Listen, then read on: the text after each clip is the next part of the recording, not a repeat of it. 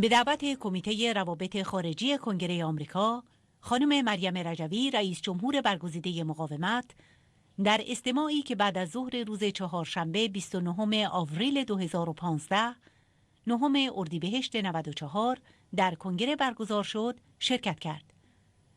این استماع در اجلاس رسمی کمیته تروریسم و منع تسلیحات کشتار جمعی به ریاست قاضی تدپو با شرکت نمایندگان کنگره از هر دو حزب و از کمیته‌های مختلف کنگره برگزار گردید و خانم رجوی از طریق ارتباط مستقیم ماهواره‌ای با محل اقامت ایشان در پاریس در جلسه شرکت داشت و پس از ارائه بیانیه خود به سوالات رئیس اجلاس و نمایندگان کنگره پاسخ گفت. توجه شما را به گزارشی از این جلسه استماع جلب می‌کنیم. The subcommittee will come to order. The Middle East is a complex place. Major players weave an intricate web of support and opposition. As you can see on the screen, that is on each end of the committee room, it's hard to keep track of who supports what groups, but one thing is clear, nobody seems to like ISIS. Yet despite everyone being against ISIS, we're not winning the battle against the war on ISIS. One of the reasons I believe is because it's not clear we understand the group very well. This time we call it like it is. ISIS is a radical Islamic terrorist group. ISIS attempts to rid Iraq of Christians that have been in Iraq since the earliest times of Christianity. The 21 Egyptians beheaded by ISIS in Libya were killed because they were Christians. Christian towns across Syria have been destroyed by ISIS. To recognize that ISIS justifies its actions with Islamic verses does not mean we are at war with Islam. That is too simplistic and not realistic. The chair recognizes the other gentleman from California, Mr. Sherman, for his opening statement. I want to commend the chair and the ranking member for their excellent selection of witnesses. One witness is particularly controversial, and that's because that witness represents an organization that was formerly on the foreign terrorist organization list. Formerly. The executive branch has treated as terrorists the IRA, Sinn Féin, the African National Congress at various times. Formerly is formerly. Second, the MEK, unlike the vast majority of witnesses, present company accepted, has actually provided Congress with startlingly interesting and useful information, such as the existence of the Natanz nuclear facility. Third, we're told that Ms. Rajavi has greater expertise on Iran than on ISIS. If we had one witness pull out every time that witness thought that the core expertise of a fellow witness was in an area on a related issue and not the explicit subject of the hearing, we would have an awful lot of empty chairs.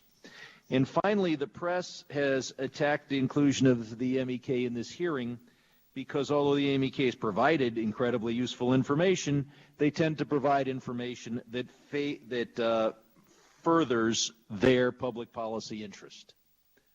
Been here almost 20 years, heard about 16,000 witnesses. I've never heard a witness that wasn't providing information to further their public policy interest. So I look forward to hearing the witnesses here and commend you on your selection. I yield back. Mrs. Maryam Rajavi is the president-elect of the National Council of Resistance of Iran. Mrs. Rajavi has appeared before many national parliaments in Europe and has published a book entitled Women Against Islamic Fundamentalism. I think we have the electronics working, and Madam Rajavi, we welcome you to the Subcommittee on Terrorism, Nonproliferation, and Trade. And the subcommittee is ready to hear your testimony. Mr. Chairman, Ranking Member, distinguished members of the committee, thank you for giving me this opportunity to talk about this issue. Today, Islamic fundamentalism and extremism under the name of ISIS or Shiite paramilitary groups have turned into a global threat. Islamic fundamentalism emerged as a threat to peace and security when Khomeini stole the leadership of a popular revolution in 1979 and established a religious dictatorship. The Iranian regime has served as the main source of this ominous phenomenon in the region and across the world. The primary objective of Islamic fundamentalists, including ISIS, is to establish an Islamic caliphate and enforce Sharia law. They recognize no borders. Aggressiveness and violence are two common features of Sunni and Shiite extremists. As such, searching for moderates among them is an illusion. In 1993, we published a book, Islamic Fundamentalism, the New Global Threat, warning about this threat and identifying its epicenter in Tehran. We said the mullahs sought to obtain nuclear weapons, to export fundamentalism, and guarantee their own existence. Unfortunately, little, if anything, was done to prevent the export of fundamentalism. Experience shows that in the absence of a firm policy vis-à-vis Tehran regime, there will be destructive consequences. Unfortunately, failure to stop the Iranian regime's post-2003 meddling in Iraq, which led to occupy that country and further spreading fundamentalism. Similarly, crimes committed by Bashar Assad in Syria and the massacre and exclusion of Sunnis in Iraq by Maliki, coupled with Western silence, empowered ISIS. I emphasize that the mullahs regime is not part of any solution to current crisis. It is indeed the heart of the problem. The people of Iran indeed call the mullahs regime as godfather of ISIS and other fundamentalist groups. The ultimate solution to this problem is regime change by the Iranian people and resistance. This regime is extremely fragile. As evident during the 2009 uprising, the overwhelming majority of the Iranian people demanded regime change. The regime's show of force is hollow and a result of weak Western policy. Owing to the pivotal role of the People's Mujahideen Organization of Iran as a democratic Muslim movement, the Iranian resistance has established itself the antithesis to Islamic fundamentalism. We believe in separation of religion and state, gender equality, respect for rights of religious and ethnic minorities, a democratic and non-nuclear Iran. The following practical steps are necessary to achieve this goal. 1. Expel the Quds force from Iraq and end the Iranian regime's influence in that country. 2. Enable full participation of Sunnis in power sharing and arm Sunni tribes to provide security for their communities. 3. Assist Syria's moderate opposition and people to end Assad's regime and establish democracy in that country. 4. Recognize the Iranian people's aspirations to overthrow the mullahs and ending inaction vis-à-vis the gross human rights violations in Iran. 5. Provide protection for and uphold the rights of members of Iran's organized opposition, the PMOI, in Camp Liberty in Iraq. 6.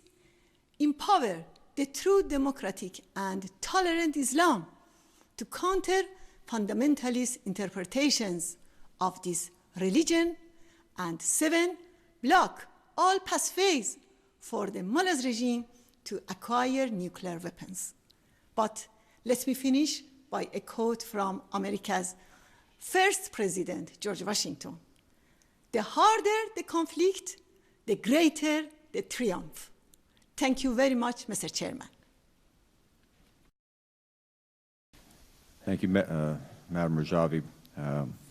We will have questions for you momentarily. Mrs. Rajavi, how does ISIS a philosophy different from Sunnis in Saudi Arabia or Shiites in Iran? بعد به شما بگم که تا اونجا که به شکلگیری داعش برمیگرده این ملاها بودن که کمک کردن تا داعش به این شکل در این نقطه باشه. در 2 سال اخیرم عامل گسترش داعش فراموش نکنید جنایت‌های رژیم ایران و رژیم اسد و همچنین کشتار سنی‌ها در عراق توسط مالکی بوده. بنابراین به دست آوردن قدرت، اونم قدرت دولتی توسط بنیادگرها در ایران، پدیده تروریسم تحت نام اسلام رو به دنیا آورده و به این شکل الان مسئله کرده برای همه جامعه بین‌المللی. اما از نظر اعتقادی پایه‌ای ترین در واقع عنصر به لحاظ اعتقادی در تمام گروه‌های بنیادگرا، چه شیعه و چه سنی، اونها در این نکاتی که الان من میگم مشترکن. تحمیل دین با توسل به زور، برقراری یک استبداد موحش به نام ولایت فقیه یا به نام خلافت اسلامی، بی‌اعتقادی به مرزها و جهاد برای گرفتن کشورهای دیگه و تکفیر کسایی که به اصطلاح احکام شریعت رو نمیپذیرن. و من دلم میخواد اینجا تاکید کنم که آنتیتز این تفکرم یک برداشت بردبار و دموکراتیک از اسلامه. بین داعش و ملاهای ایران جنگ هژمونی وجود داره، اما علیرغم هر اختلافی ادامه بقای گروه‌های بنیادگرا منوط به بقای رژیم ایرانه. تروریسم و افراطیگری تحت نام اسلام با حکومت ملاهای ایران به منطقه اومده و تنها با رفتن این رژیم از بین خواهد رفت و محدود خواهد شد. و جالب این که بعد از ظهور داعش مردم ایران به ملاها میگن پدرخوانده داعش. Mrs. Rajavi, let me ask you a question that you made a comment about. How do you see the mullahs in Iran having facilitated and helped the ISIS movement? How has ISIS been able to expand its influence, its philosophy, because of the mullahs in Iran? Make that clear, if you would, on how there's that connection. شما میدونید که داعش و رژیم همچنان که گفتم بر سر هژمونی اختلاف دارن، اما داعش و رژیم در مواقعی همکاری هم میکنن. این واقعیت هم که اپوزیسیون سوریه و مطبوعات بین‌المللی بارها گواهی دادند که بشار اسد عمدن اعضای داعش رو از زندان آزاد کرد تا به داعش بپیوندند. به علاوه فراموش نکنید که اون در حملات هوایی با مرکز داعش در سوریه کاری نداره و تمرکزش علیه اپوزیسیون میانه رو سوریه است. میخوام این نتیجه رو بگیرم که تا اونجایی که به رژیم برمیگرده، رژیم ملاها، شما میدونین پشتیبان 100% بشار اسد در سوریه است و من میخوام دوباره تاکید کنم که کارها و جنایت‌هایی که بشار اسد به کمک رژیم ملاها در سوریه انجام داده زمین ساز رشد داعش بوده و از طرف دیگه جنایاتی که مالکی به فرمان رژیم ملاها در عراق انجام دادن، سرکوب گسترده سنی ها، باعث شده که داعش به این شکل در عراق و سوریه گسترش پیدا کنه. Chair recognizes the gentleman from New York, Mr. Zeldin. Thank you, Mr. Chairman. Madam Rajavi, listening to you speak and mentioning the Green Revolution back in 2009, and we think about the undemocratic elections that took place in Iran. At that point, when the economy was doing better and oil was $100 a barrel, and millions of Iranians were rising up to take control of their country. And our president was saying that that was none of our problem. Fast forward today when the economy is worse and oil is $50 a barrel, and people like you are showing leadership, willing to take control of your own destiny. I honestly do not know whether or not my president is on the same exact team that I am. Because there are individuals like you who are willing to rise up and take control of your country's future and destiny with a vision, whether it is Iran or Syria or elsewhere, to bring stability to the Middle East. I commend you for being here and for leading your effort. I yield back the balance of my time. Gentleman yields back. Chair recognizes the gentleman from California. The topic of this hearing is defining the enemy, and I think the greatest enemy is the Shiite alliance. And I've said that before in this room. The alliance of Iran, Assad, Hezbollah, now the Houthi, and has killed more Muslims, killed more Americans, and poses a greater threat of mass destruction than does ISIS. Glad to have Mrs. Rajavi here. I want to thank the MEK for revealing to the world the Natanz nuclear plant. Speaking on behalf of roughly 400 members of Congress, thank you for telling Congress as well. Now, you personally promote a very tolerant and moderate view of Islam. You're an advocate of the separation of religion and state, and you've been an advocate for human rights and women's rights. Of course, your country is ruled by very rigid laws that call for stoning people and chopping off limbs. ISIS does the same thing, supposedly in support of a different version of Islam, Iran being Shiite, ISIS being Sunni. Why is their understanding of Islam the same, and or at least similar to our eyes? And why do both the rulers of Iran and ISIS enforce their beliefs through these gruesome measures? با تشکر از کنگرسمن شرمن، نکته بسیار مهمی رو دست گذاشتین و اون این که بنیادگرایی در واقع اسلامی شیعه بسیار خطرناکتر از بنیادگرایی اسلامی سنیه. قبل از هر چیزم علتش اینه که یک حکومت، اونم در ابعاد در واقع حکومت ملاها در ایران با وسعت بسیار زیاد، با منابع بسیار گسترده مالی در حاکمیت و اونها رو حمایت مالی، آموزشی، عقیدتی و در همه زمینه ها، بنابراین بسیار خطرناکتره. در مورد این که پرسیدین چرا اینقدر در واقع خشونت و قساوت، من باید به شما بگم که علتش اینه که میخوان از طریق ایجاد وحشت به حکومتشون ادامه بدن و این روال 30 ساله، بیش از 30 و چند ساله بنیادگرایی حاکم بر تهران بوده که الان گسترش پیدا کرده به عراق، سوریه، یمن، لبنان و سایر کشورها و بقیه بنیادگراها از پدرخوندهشون یعنی رژیم ملاها یاد گرفتن. فراموش نکنید که ملاها بیش از 70 نوع شکنجه، دست و پا بریدن، چشم در آوردن، اعدام زنان باردار و همه جنایت ها رو مرتکب شدن و الان هم این گروه ها از جمله داعش و بقیه گروه های بنیادگرا از اونا در واقع دارن تقلید میکنن. به همین دلیل من میخوام مجددا تاکید کنم که راه حل نهایی یک خلع ید از این رژیم در عراق و سوریه و یمن و مهمتر از همه اونا تغییر رژیم بنیادگرای حاکم بر تهرانه، چون این رژیم یک چتر سیاسی و سرچشمه ایدئولوژیکی و پشتوانه لوجستیکی و مالی برای بنیادگراها و تروریسم در جهان امروزه و اگر نفوذ ویرانگر ملاها نبود، عراق، سوریه، یمن و لبنان امروز در ثبات و آرامش بودند.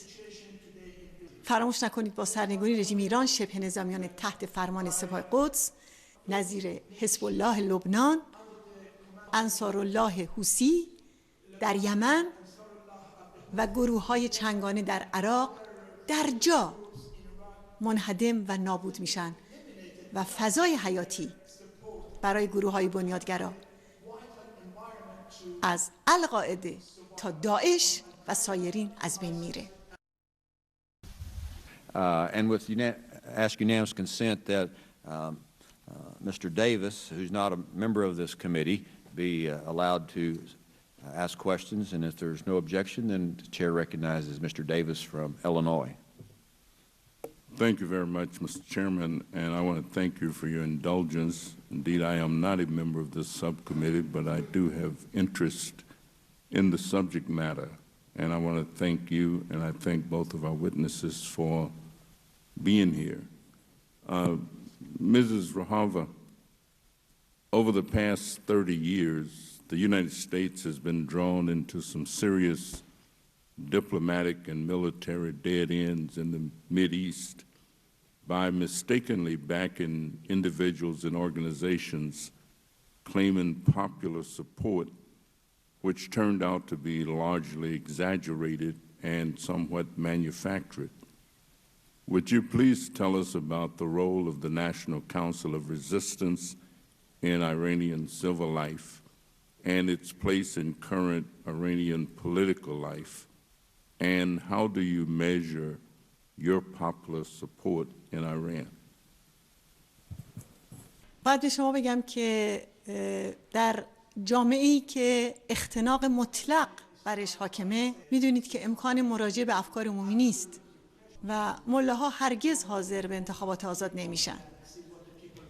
بنابراین شاخص پشتوانه اجتماعی مقاومت پایداری و گسترش این مقاومته. اون هم علی‌رغم سرکوب شدید و اعدام 120,000 تن از بهترین فرزندان مردم ایران. من اینجا کتابی رو که نام 20,000 تن از اعضای این مقاومت از همه اقشار و طبقات در اون هست رو اینجا دارم. شما میدونین جمع‌آوری 20,000 در دوران اختناق کار بسیار مشکلیه و ترس رژیم از مقاومت و کارزار شیطانسازی برای مخدوش کردن این چهره مقاومت یکی از نشانه‌های دیگر از قدرت این مقاومته. شما میدونید در تمام مراودات دیپلماتیک درخواست اول رژیم محدود کردن جنبش ماست. در ایران هر گونه وابستگی به جنبش ما مساوی با اعدامه. در قیام 2009 رژیم اذعان کرد خودش رسما که تظاهرات ضد حکومتی توسط مجاهدین سازماندهی شده بود و پشتوانه گسترده مقاومت این امکان رو فراهم کرده که به اطلاعات گسترده درباره فعالیت اتمی، موشکی و سپاه قدس و نقض حقوق بشر دست پیدا کنه. ما همیشه به ملاها گفتیم که اگر مدعی هستید که مقاومت ایران حمایت مردمی نداره، خب بیاین یک انتخابات آزاد برگزار کنیم تا معلوم بشه که چه کسی در ایران پشتوانه داره. اما فراموش نکنید که انتخابات آزاد برای ملاها مرز سرخه. Without objection, unanimous chair will allow another individual who is not a member of this committee to ask questions. Ms. Chu from California is recognized. Thank you, Mr. Chair. I would like to address these questions to Mrs. Rajavi. I'd like to ask about Camp Liberty, but the conditions there are poor and freedom is very severely restricted. Worse, there are reports that the Iraqi government is blockading the base, preventing food, water, and medicine from arriving. Combined with the restriction on travel, this blockade has led to at least 25 deaths, the most recent being Mr. Jalal Abedini on April 17th. Can you give us a sense of living conditions in Camp Liberty in regard to food, medicine, and decent housing? من باید بگم که ما عمیقاً نگران وضعیت ساکنان در کمپ لیبرتی هستیم. مشکل اصلی لیبرتی فقدان امنیت و حفاظته، به طوری که از زمان انتقال حفاظت ساکنان اشرف به دولت عراق تا کنون 117 تن از مجاهدان جان خودشون از دست دادند. 7 تن به گروگان گرفته شدند. ساکنان از دسترسی به موقع به مراقبت‌های پزشکی محرومن. به همین علت تا به حال 25 نفر جان باختن در حالی که امکان نجات اونها بوده. ساکنان آزادی تردد ندارن و محدودیت‌های زیادی بر اونها اعمال میشه. از جمله هنوز کمپ لیبرتی به برق شهر وصل نیست و از شروع کار دولت عبادی تغییری در کار این کمپ نبوده و همچنان حالت زندان داره اونجا و دولت جدید باید کمپ لیبرتی رو به عنوان کمپ پناهندگی به رسمیت بشناسه و باید محدودیت غیر انسانی رو برداره و اذیت و آزار روزانه ساکنان رو بهش خاتمه بده. به خصوص مهمه که مدیریت کمپ رو عوض کنه، چون افراد در واقع که الان در مدیریت این کمپ کسانی که در قتل ساکنان اشرف و لیبرتی دست داشتن و شما میدونید که دولت آمریکا در مورد حفاظت ساکنان تعهد داشته ولی متاسفانه تعهداتش رو نقض کرده، در حالی که کمپ لیبرتی باید در منطقه استحفاظی آمریکا قرار بگیره و یا سلاح‌های شخصی ساکنان برای دفاع از خودشون در مقابل شبه نظامیان به اونها برگردونده بشه. همچنین آمریکا باید به تعهدش در مورد مانیتورینگ دائم لیبرتی عمل کنه. Let me ask now about, do you have any confidence in the current government to improve conditions? And what is the future for the people at Camp Liberty? Is there a U.S. role? ما فکر میکنیم که آمریکا در واقع باید از دولت عراق بخواد که مسئولیتش رو انجام بده. تا الان این دولت کاری نکرده که ما بتونه به اون اعتماد کنیم و کماکان افراد در لیبرتی در حالت زندان هستند، در شرایط یک زندانی. دولت جدید عراق باید کمپ لیبرتی رو به عنوان کمپ پناهندگی به رسمیت بشناسه و محدودیت غیر انسانی رو برداره و به اذیت و آزار روزانه ساکنان خاتمه بده و همچنان که گفتم مدیریت کمپ رو عوض کنه و اجازه نده که رژیم ایران عواملش رو برای شکنجه روحی و زمینه سازی یک قتل عام دیگه به لیبرتی بفرسته. و من فکر میکنم که دولت آمریکا میتونه از دولت عراق بخواد که به این وظایفش عمل کنه. Thank you. I yield back. Thank the gentlelady. We've also been joined on the dais by the gentlelady from Texas, Ms. Jackson Lee. Without objection, unanimous consent that she'll be allowed to question the witnesses. You have 5 minutes. Mr. Chairman, thank you very much for your kindness, and let me add my appreciation to both you and Ranking Member Sherman and all the members on this panel for their courtesies extended, and to indicate that this is a very historic hearing because as far as my memory can recollect, Mr. Chairman, this is one of the few times that the voice of the opposition of the government of Iran has been part of an official discussion. And that's very important for the American people and for us to formulate the right kinds of policies. Many of us worked for long years to ensure that this great leader, who happens to be a woman, would be able to speak and would be able to lead the MEK and be removed from the terrorist list. There were many machinations and court decisions, and we have moved to a decision which I think reflects the fairness of this nation. Might I also say that the importance of hearing both views in the backdrop of ISIS and the backdrop of the merging of the caliphate, it's from Syria to Iraq to Iran, is very important. As we watch Yemen and we watch Libya, we know that we have to come together around a full understanding of the influence and impact of ISIS. So let me say to Mr. Harvey, who has been a continuing leader and someone who has opened her information cycle, if I will, to ensure that information be given. She doesn't hide information. She has been open and forthright. So I would like to pose these questions. We're trying to discern ISIS, the enemy, and I would just make the comment that any organization that beheads and uses the kind of horrific video to intimidate certainly is a defined enemy from my perspective, and all those who contribute to the growth and continuation of ISIS, using them as a front for the dastardly deeds they want to do, we have to review. We have to look at Syria, we have to look at what is happening in Iraq, and we certainly must look at what is happening in Iran. But I do want to say as well, in the Nuclear Non-Proliferation Agreement framework, which we don't have, I still believe that we should look at that in a way that we look and analyze first before we condemn, and we take the input that members of Congress will hopefully be able to give. To Ms. Harvey, I would like to ask the question that you promote a very tolerant and moderate view of Islam. You're an advocate of separation of religion and state, and you also favor women's rights and human rights. Is it true that Iran is upholding laws that call for the stoning to death of people and the chopping off of limbs? دقیقاً. باید به شما بگم که اونچه که ملاهای حاکم بر تهران انجام میدن به نام اسلامه، ولی ربطی به اسلام نداره. اونا سنگسار میکنن، دست و پا قطع میکنن، تجاوز میکنن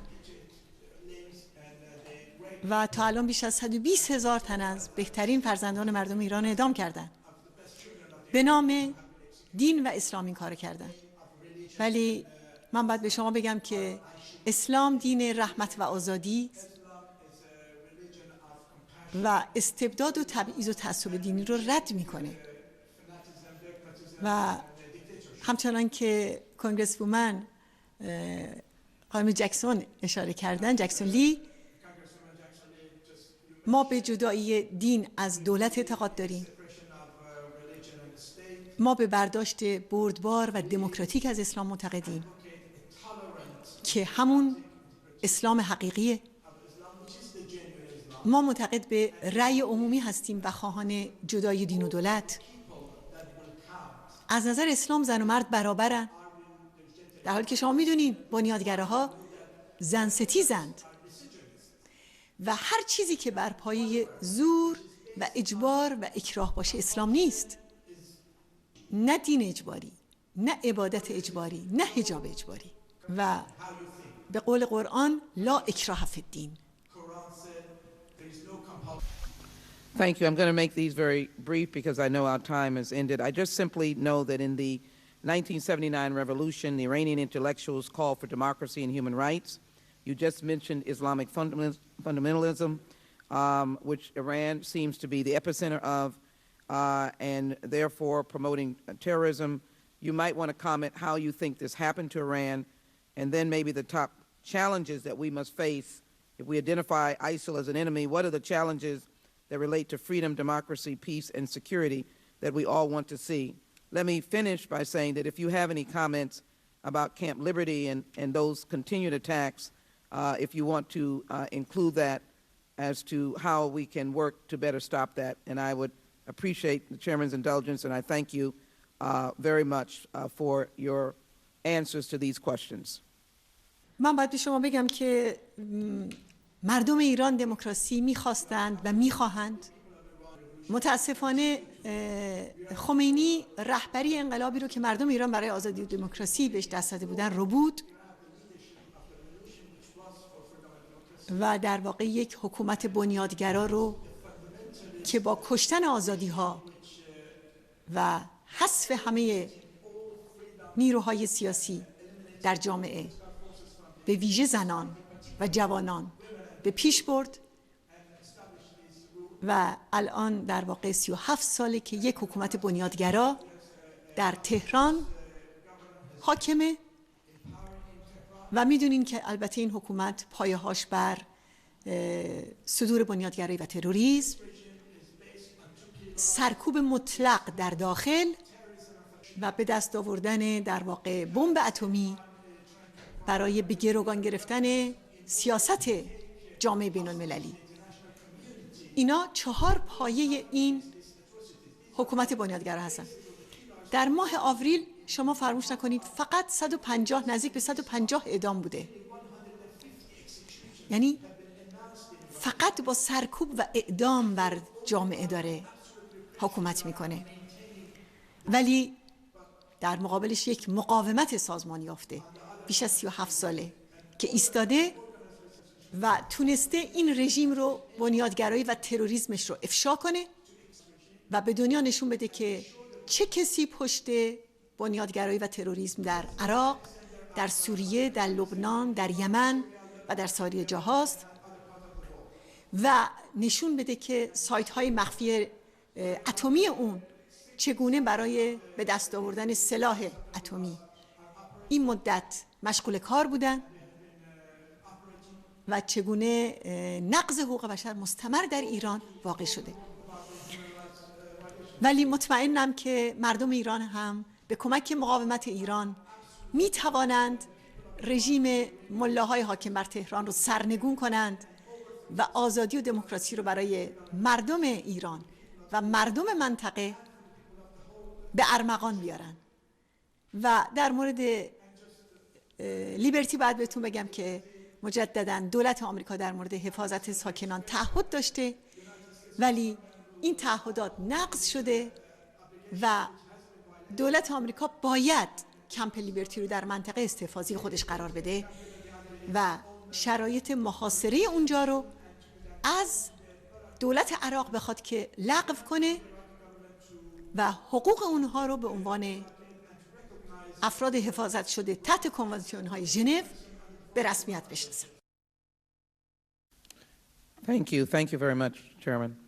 I want to thank all of the members of the committee and guests of the committee for being here today. This has been a very insightful hearing, and the witnesses have presented. Mrs. Rajavi, I want to thank you as well, bringing a perspective from an Iranian point of view that is not the official mullah point of view of the government of Iran, having your expertise and seeing firsthand the results of oppression in Iran and the oppression of ISIS. And thank you as well, especially this late time in the evening. I guess it's about 11:30 or 11:45, wherever, somewhere in there. But I do, and also want to thank all of the people in the audience that shown a great interest in this hearing. So this subcommittee is adjourned, and there'll be follow-up questions that can be submitted by members of the subcommittee to all of the witnesses that have testified. Thank you. I'd like to once again thank you for organizing this hearing, your solidarity with the Iranian people and their desire for freedom and democracy, and your efforts on behalf of the residents of Camp Liberty, much to the detriment of religious fascism ruling Iran, is laying the seeds for a new chapter in the relation between our two nations.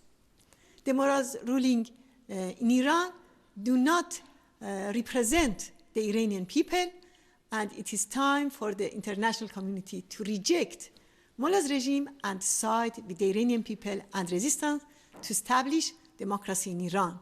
Regime change in Iran by the Iranian people and resistance is the beginning of the end of Islamic fundamentalism. Thank you, and God bless you all. Thank you.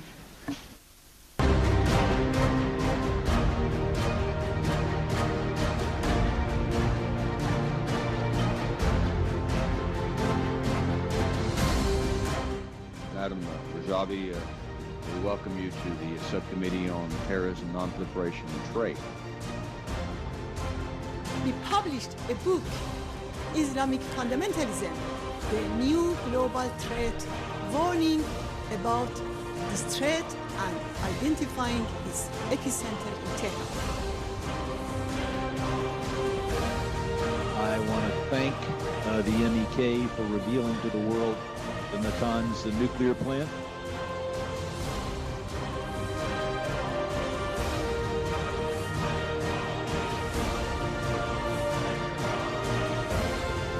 This is a very historic hearing because, as far as my memory can recollect,